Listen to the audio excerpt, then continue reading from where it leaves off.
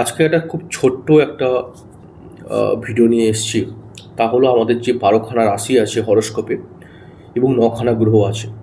তো আমাদের মেষ থেকে যে মীন রাশি, যে 12খানা রাশি আছে এবং যে 9খানা গ্রহ আছে যেগুলো আমরা বিবেচনা করি বিচারের সময়, তো কোন কোন রাশিতে কোন কোন গ্রহরা এসে উচ্চস্থ হয়, তো ওটা আমি আজ থেকে মেষ থেকে মীন অবধি আমরা আলোচনা করব।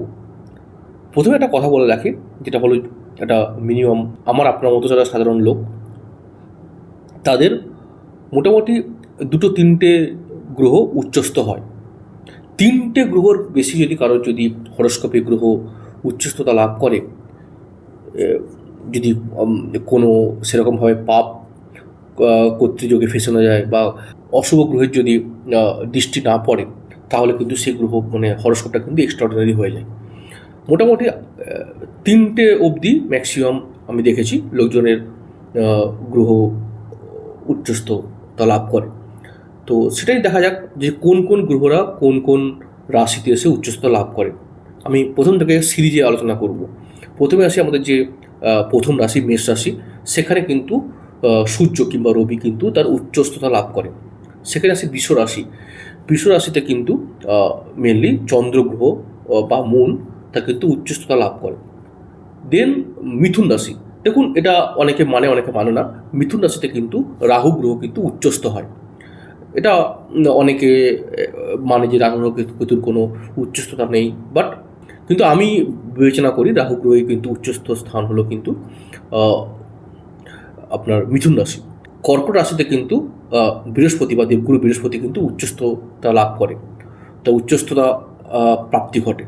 সেকেন্ড হলো সিংহ রাশি। সিংহ রাশিতে অ্যাজ কোনো গ্রহ উচ্চস্থ হয় না। সেকেন্ড হলো কন্যা রাশি।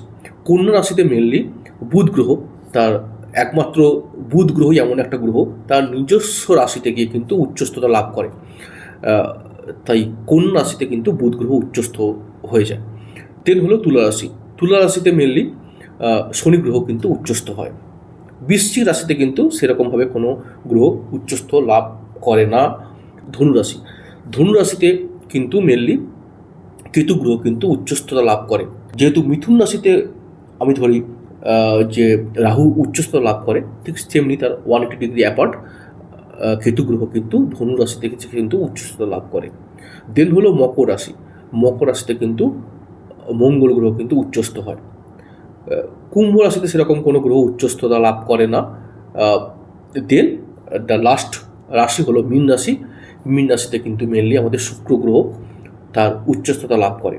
তো এই গেল আমাদের 12খানা রাশি এবং আমাদের 9খানা গ্রহ। তো এই রাশিতে এসে কিন্তু এই গ্রহগুলো কিন্তু তার উচ্চস্থতা লাভ করতে পারে। তো দেখা হচ্ছে পরের ভিডিওয়। ধন্যবাদ।